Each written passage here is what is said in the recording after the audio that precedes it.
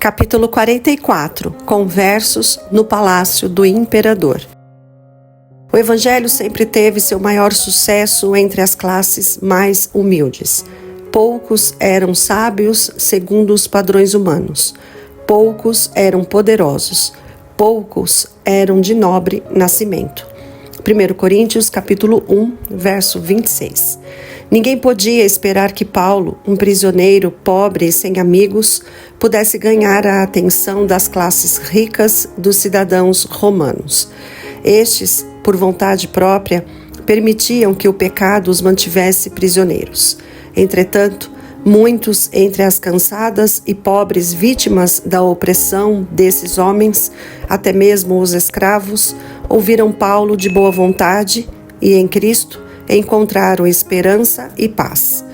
A obra do apóstolo começou com os pobres, mas sua influência se espalhou e chegou ao palácio do imperador. Roma era a metrópole do mundo. Os orgulhosos Césares estavam legislando sobre quase todas as nações da terra. O rei e os oficiais, ou não, conheciam o humilde Nazareno ou o odiavam e desprezavam. No entanto, em menos de 2 anos, o Evangelho chegou aos corredores do imperador. A palavra de Deus não está presa, disse Paulo, 2 Timóteo, capítulo 2, verso 9.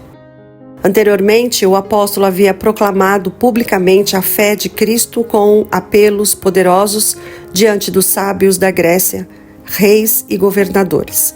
Os governantes arrogantes temeram como se já estivessem vendo os terrores do dia de Deus. O apóstolo, confinado à sua casa, só podia proclamar a verdade aos que o procuravam. Naquele momento, quando o principal porta-voz do Evangelho foi excluído do trabalho público, a verdade teve uma grande vitória. Os membros da casa real foram acrescentados à igreja. Na corte romana, Nero parecia ter apagado do seu coração o último traço divino e até mesmo humano. Seus oficiais, em geral, tinham o mesmo caráter. Eram ferozes, degradados e corruptos. Porém, mesmo na família de Nero, a cruz ganhou seus troféus. Dos malvados servidores do rei mais terrível, pessoas se converteram e se tornaram filhas de Deus, cristãos que não se envergonhavam de sua fé. O Evangelho não foi limitado. Como o cristianismo se estabeleceu onde parecia impossível, Paulo acreditava que sua missão o ajudou a ter sucesso na casa de Nero. Ele assegurou aos filipenses: quero que saibam, irmãos, que aquilo que me aconteceu tem, ao contrário, servido para o progresso do Evangelho. Filipenses capítulo 1, verso 12.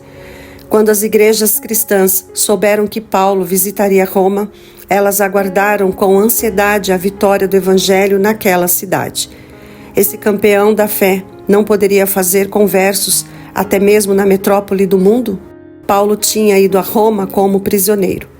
Como foi grande a decepção deles! As expectativas humanas haviam falhado, mas não os planos de Deus. Como cativo, Paulo quebrou as correntes que mantinham muitas pessoas na escravidão do pecado. Sua alegria durante a longa e injusta prisão, sua coragem e fé eram um sermão constante.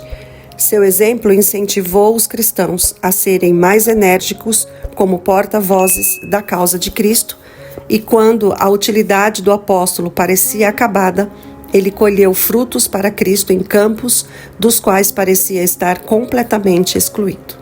Antes do fim dos 2 anos como prisioneiro, Paulo pôde dizer: as minhas cadeias em Cristo se tornaram conhecidas de toda a guarda pretoriana e de todos os demais. Filipenses, capítulo 1, verso 13. Entre os que enviaram saudações aos filipenses, ele mencionou os da casa de César. Filipenses, capítulo 4, verso 22. Os cristãos que demonstram paciência na dor e no sofrimento, que encontram até a morte com a calma de uma fé inabalável, podem realizar mais pelo Evangelho do que poderiam ter feito por meio de uma vida longa de trabalho fiel. Muitas vezes, as circunstâncias misteriosas que nós, em nossa visão míope, lamentamos, torna-se algo que Deus planejou para realizar uma obra que de outra maneira jamais seria realizada. Deus nunca abandona as verdadeiras testemunhas de Cristo. Na saúde e na doença, na vida e na morte, Ele ainda as usa. Quando os servos de Cristo foram perseguidos porque Satanás os odiava, quando foram lançados na prisão ou arrastados para a forca do carrasco, tudo isso foi para que a verdade pudesse ser ainda mais vitoriosa. As pessoas que haviam duvidado agora estavam convencidas da fé em Cristo e se posicionaram do seu lado. Das cinzas dos mártires surgiu uma colheita para Deus. O apóstolo poderia ser argumentado que seria inútil chamar os servos de Nero ao arrependimento e à fé em Cristo, quando eles enfrentavam obstáculos tão grandes. Mesmo se eles se convencessem da verdade, como poderiam obedecer a ela? Com fé, Paulo apresentou o Evangelho a essas pessoas e algumas decidiram obedecer a qualquer custo. Elas aceitariam a luz e confiariam que Deus as ajudaria a deixá-la brilhar a outras pessoas. Depois de se converterem, elas ainda ficaram na casa de César. Não se sentiram livres para abandonar suas ocupações só porque o ambiente não era o mais amigável. A verdade as havia encontrado naquele lugar e foi ali que permaneceram, testemunhando do poder transformador da nova fé. Sem desculpa para a infidelidade. Pense nos discípulos da casa de César, a depravação do imperador, a imoralidade da corte. No entanto, eles permaneceram fiéis a Deus. Por causa de obstáculos que parecem grandes demais, alguns cristãos tentam encontrar desculpas para não obedecer à verdade, como esta é em Jesus.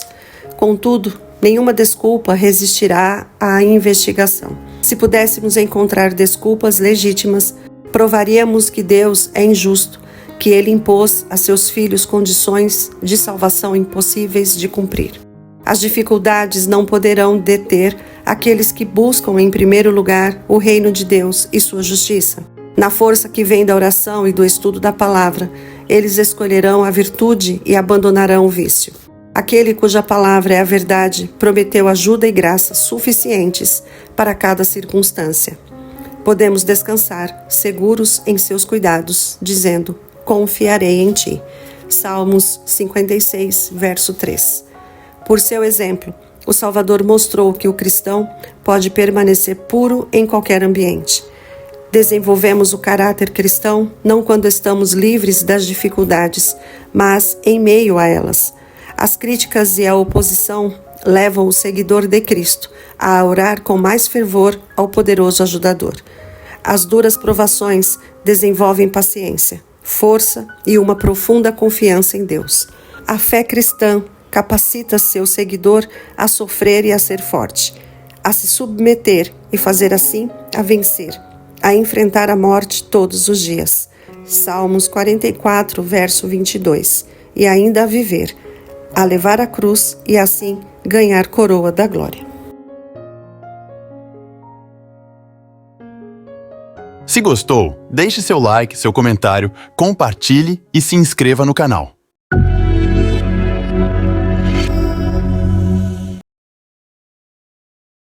Conhece alguém que precisa de terapia? Alguém que está em depressão? Ansiedade? Estresse pós-traumático?